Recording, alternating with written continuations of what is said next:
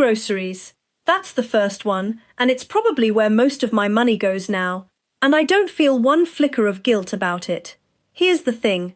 I've cut so much out of my spending over the last few years, and people quite reasonably ask me, "Fine, but what are you buying then?"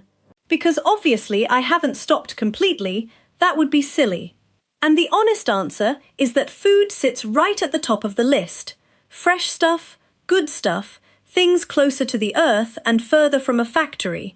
Not everything organic, I'm not made of money, but good. And I want to tell you why it isn't actually an indulgence, because this took me a while to see. When you eat well at home, when you've got proper ingredients, and the meal actually tastes like something, you don't reach for takeout, you don't hit the drive-thru on the way home, because there's nothing in the fridge worth cooking. So the money I spend on decent groceries comes back to me almost entirely in what I'm not spending on convenience food that makes me feel sluggish afterward anyway. And when you live alone, food isn't just fuel, it's a big part of the shape of your day. It's routine, it's comfort, it's sort of ground zero for how much energy you've got. So yes, I have a budget and I try to keep to it. And I'll be honest, I do wander the aisles putting things in the cart without much of a plan. I'm not perfect at this, but I don't skimp on good food. I'm worth good food. Hi, by the way. Come in, sit down. I should explain what this is properly. A while back I talked about not wanting to spend money anymore, and a lot of you very sensibly pointed out that this is obviously hyperbole, and asked what I actually do still buy. Fair question. Because living intentionally was never about never spending. It's about spending on the right 8 things instead of 100 wrong ones. I'm 60. I don't shop out of boredom anymore. I don't buy things because they're on sale or because they're trending. But there's a short list I spend on happily, without a second thought. That's today. Number 2. Comfortable, well-made clothing. I don't chase trends. I'm not a teenager, and I've stopped pretending I might become one again. But I absolutely spend money on clothes. And here's what changed.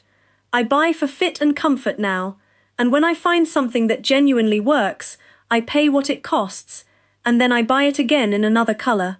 Let me tell you what that's done to my closet, because it might be the best thing I've ever done for my mornings. Everything in there fits me. Everything. There's no piece hanging up waiting for me to lose 25 pounds first. Nothing with the tag still on, because I wasn't quite sure and might take it back. No top I have to keep tugging down all day. Every single thing fits, feels good, is a color I like, and gets worn. So getting dressed takes no thought at all. That daily little negotiation, well, if I wear these, then I need that to cover the bit where these don't sit right. Completely gone. And is that spending more? Honestly, I don't think it is. It's spending once, properly, instead of over and over on things that never quite worked and got worn twice. A coat that keeps me warm and dry on the dog walks, shoes that don't hurt. I use these constantly. Every dollar comes back out of them. Number 3. Travel. Especially on my own. This one's the biggest number on the list, and it'll always be guilt-free for me. I just got back from Italy, and I'm off to Portugal in the autumn. And I'll tell you why it earns its place over any object I could buy. Travel expands my world in a way nothing on a shelf ever has. It gives me something to look forward to, which matters more than people realize. And, this is the part I didn't expect, it reminds me how capable I still am, navigating a strange train station on my own, sorting out a problem in a country where I don't speak the language, arriving somewhere new and managing it. That's a confidence you can't buy any other way, and I come home standing a little taller every time. But here's the honest reasoning underneath it, and it's not entirely cheerful. I'm 60. These are what I'd call the go-go years. I'm youngish, I'm healthy, my knees still cooperate. The trip I take now is not the trip I take at 75, and it might not happen at all at 85. So the money I'd be saving for some sensible future, what exactly is it waiting for? I saved my whole life, and I've had to consciously teach myself the opposite, which is genuinely harder than it sounds. That old saving instinct still pipes up every time I book something. But experiences have given me far more lasting joy than things ever have, so I go. Number 4. My home. I was 54 before I bought my first house. 54. I rented my whole life before that. So this place matters to me in a way that's hard to explain to someone who's always owned one. It's not fancy, it's not perfectly decorated by anyone's standard, but it's calm, and it's comfortable, and it's mine. So I spend on it without guilt. Good bedding, decent lighting, a chair that's actually comfortable to sit in, the practical bits and pieces that make daily life smoother. And when you live alone, your home is doing more work than it does for other people. It's where I rest, where I think, where I recharge. I'm an introvert. I spend most of my time here. A peaceful home reduces stress in a way that's hard to measure, but very easy to feel. Now, I'll admit something. I'm a bit of a collector. I like my little bits and pieces, my knickknacks, and I know some people would look at that and call it clutter. But it isn't random.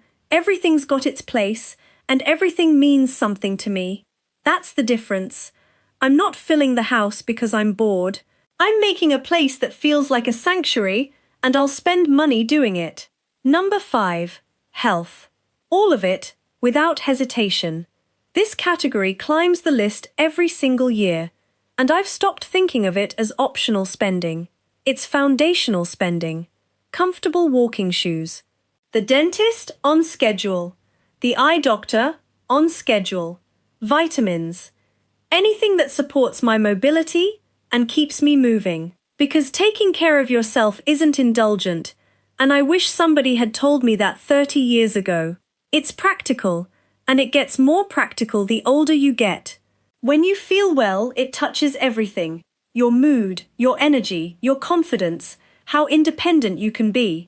And I'd much rather spend the money maintaining things now than ignore it and pay a far higher price later, in money and in freedom.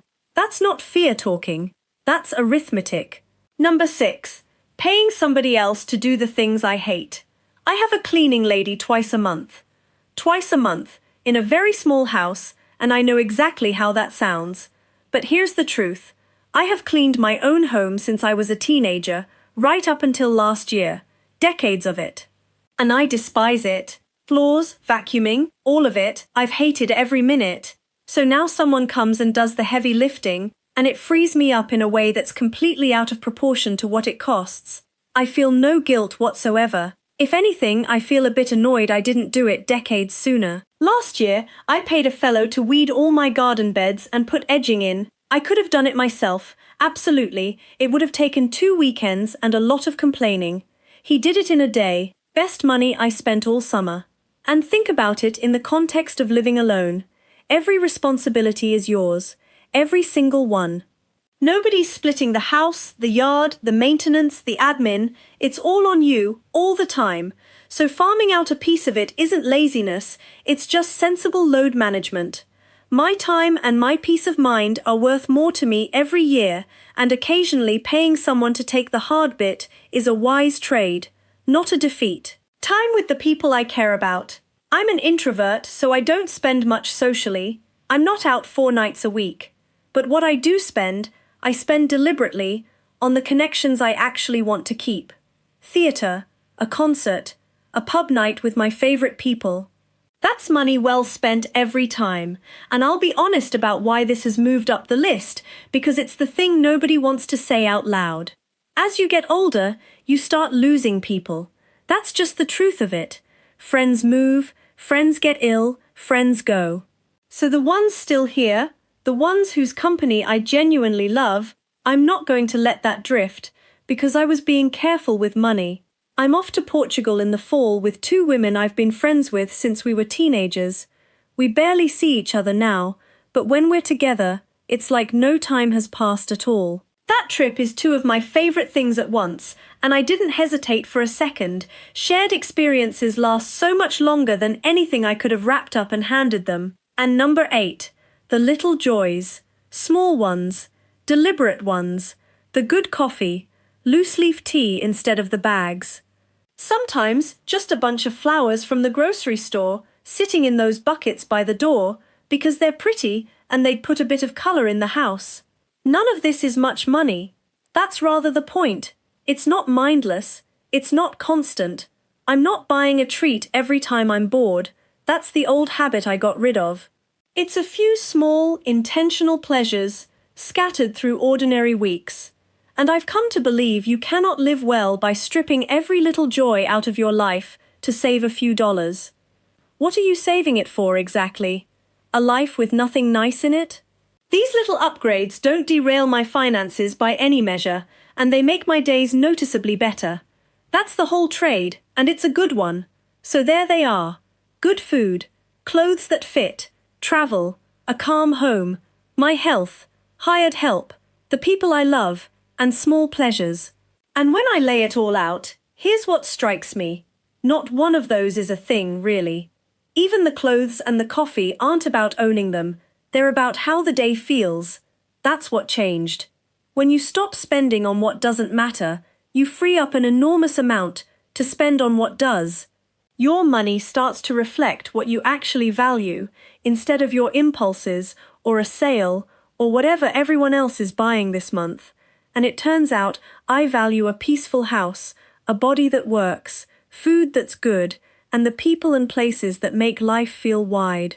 So let me know, what's the thing you still spend on completely guilt-free? Travel, comfort, the good coffee, an espresso machine you can't justify to anyone. Put it in the comments. I love reading them, and I always come away with something I hadn't considered. And if you enjoy calm, honest talk about living alone, spending on purpose, and building a peaceful life on your own terms, you're very welcome here.